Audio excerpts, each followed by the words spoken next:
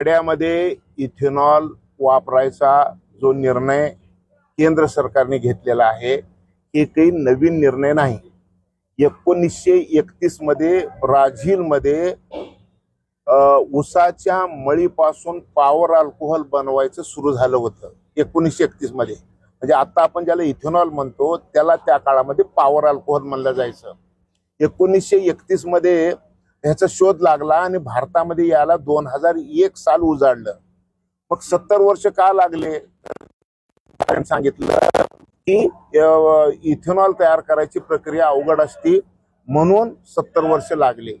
खरं तर मी आपल्या माध्यमातून सगळ्या महाराष्ट्राला आणि देशाला सांगू इच्छितो की इथेनॉल कसं बनतंय। तर गुळाची ढेप घ्यायची, त्याला फोडायचं, फोडलेलं गुळ पाण्यात घालायचं, पाणी नासवायचं, नासलेलं पाणी पिप्प्यात घालायचं आणि पिप्प्यामध्ये खालून जाळ लावलं की वरून थेंब थेंब पडतंय, त्याला इथेनॉल म्हणायचं। म्हणजे देशी दारू। तर गावातली गुर्राकी सुद्धा देशी दारू तयार करायची ही एवढी सोपी पद्धत असताना फक्त आणि फक्त शेतकऱ्याच्या शेतातल्या तेलावर गाड्या चालतात आणि शेतकरी सुखी आणि श्रीमंत होईल या एका भीतीपोटी, म्हणजे जिथं गरिबी जास्त असते तिथं पुढाऱ्याला किंमत जास्त असते, जिथं गरिबी कमी असते तिथं पुढाऱ्याला किंमत कमी असते। आणि म्हणून इथं हे लोक दरिद्रत राहिल्याशिवाय पुढाऱ्याला किंमत मिळणार नाही म्हणून शेतकऱ्याच्या शेतातल्या पिकापासून इथेनॉल बनवायला त्या काळामध्ये परवानगी दिली नाही। आणि खऱ्या अर्थानं 1945 मध्ये डिस्कवरी ऑफ इंडिया नावाच्या पुस्तकामध्ये पंडित जवाहरलाल नेहरू साहेबांनी सांगितलेलं आहे 1945 ला पंजाबमध्ये बंगालमध्ये दुष्काळ पडला होता आणि देशातल्या इतर भागामध्ये कमी पिकलेलं, देशामध्ये सगळ्या भागामध्ये भरपूर पिकलं होतं परंतु बंगालमध्ये पिकलेलं नव्हतं। त्यावेळेस पंडित नेहरूंनी सांगितलं की आता आपल्या देशामध्ये भरपूर धान्य आहे आणि बंगालमधले लोक मरू लागलेले आहेत, परंतु आपण इतर देशातल्या इतर भागातलं धान्य बंगालमध्ये नेऊ शकत नाही का तर आपल्याकडे गाड्या आहेत परंतु तेल नाही। आणि तेल का नाही तर जगामध्ये दुसरं महायुद्ध होणार आहे आणि दुसऱ्या महायुद्धामुळे कोणी तेल विकायला तयार नाही। आणि आता आपल्या देशामध्ये इंग्रजाचं राज्य आहे, इंग्रजाची तेलाची एकच कंपनी आहे ज्याचं बर्माशेल ही कंपनी आहे इंग्रजाची। जो बर्माशेल आपल्याला ऊसाच्या मळीपासून इथेनॉल म्हणजे पॉवर अल्कोहोल बनवायला देत नाही। जोपर्यंत इंग्रज जाणार नाही तोपर्यंत बर्माशेल जाणार नाही, जोपर्यंत बर्माशेल जाणार नाही तोपर्यंत आपल्याला ऊसापासून इथेनॉल बनवायला परवानगी मिळणार नाही। हे 45 मध्ये पंडित नेहरूंनी सांगितलं, परंतु ते 47 ला देशाचे पंतप्रधान झाले। 70 वर्ष गेले, त्यांना काही सुचलं नाही, त्यांच्या मुलीला सुचलं नाही, त्यांच्या पक्षाला सुचलं नाही। आणि मग अटल बिहारी वाजपेयींनी 2001 मध्ये हा निर्णय केला। आणि आता कसं आहे की फॉसल फ्युएल वर्सेस बायोफ्युएल ही लढाई सुरू झालेली आहे की आता जमिनीच्या पोटातलं तेल काढून जर आपण जाळलो तर आपली पुढची मुलं काही वाचणार नाहीत, पुढची वाचणार नाही।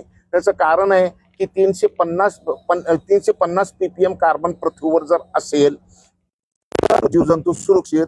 आता पृथ्वीवरचं कार्बन झाले 430 ppm आणि 450 ज्या दिवशी होईल त्या दिवशी 2 डोळे, 2 कान, 2 हात आणि 2 पाय अशी आकृती पृथ्वीवर दिसणार नाही। आणि हे व्हायला फक्त 24 वर्ष लागणार आहेत। आणि मग पुढची पिढी जर माझी वाचवायची असेल तर मला जमिनीतलं तेल वापरावं लागणार नाही, म्हणजे फॉसल फ्युएल डिझेल, पेट्रोल आणि कोळसा हे जोपर्यंत बंद होणार नाही जाळणं तोपर्यंत आपण वाचणार नाही। आणि मग आता ऊसाच्या मळीपासून, मक्यापासून, तांदळापासून आपण जे इथेनॉल बनवतो आणि बांबूपासून त्याचा जर वापर आपण वाहनामध्ये केलो तर आपली पुढची पिढी जगणार आहे, नाही तर जगणार नाही। आता E20 ला विरोध करणं म्हणजे आपली पुढची पिढी आपल्या हाताने संपवायचं असा निर्णय ही शहरातली मंडळी करू लागलेली आहेत। आणि हे काही सोपं काम नाही, त्याच्यामध्ये फार मोठं षडयंत्र आहे।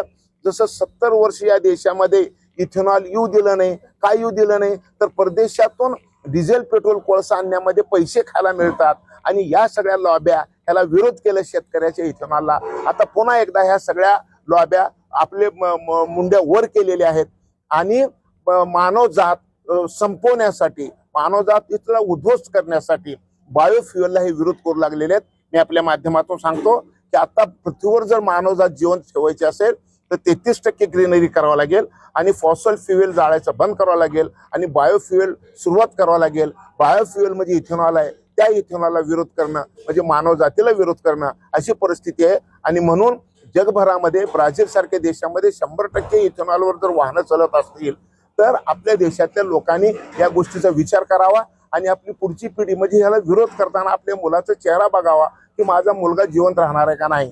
आणि आता ज्या पद्धतीने यावर्षी वातावरणातलं जे बदल झालेले आहे, वातावरणातल्या बदलाला कारण काय? कार्बन. आणि म्हणून हे कार्बन कमी करायचं असेल तर आता तुम्हाला या गोष्टी करणं गरजेचं आहे. आणि म्हणून इथेनॉल, मिथेनॉल शेतीमधून तयार होणं गरजेचं आहे.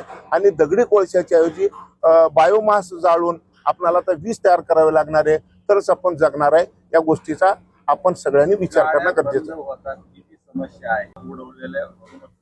अजिबात नाही. की आता आपल्या देशाचे पंतप्रधान नरेंद्र मोदी साहेबांनी सांगितलेलं आहे की मेरा किसान अब तक अन्नदाता था, मेरा किसान ऊर्जादाता बन रहा है. म्हणजे ऊर्जा ही आता शेती असं माझ्या देशाच्या पंतप्रधानांनी सांगितलंय. आणि रस्ते परिवहन मंत्री नितीन गडकरी साहेबांनी सांगितलेलं आहे की कोणी एकाने येऊन सांगावं की हे E20 इथेनॉल वापरल्यामुळं माझ्या गाडीचं इंजिनचं नुकसान झालं, मी त्याला वाटेल ते दंड द्यायला तयार आहे. हा, एक गोष्ट 100% आहे की मायलेज मध्ये फरक पडतो का? 100%.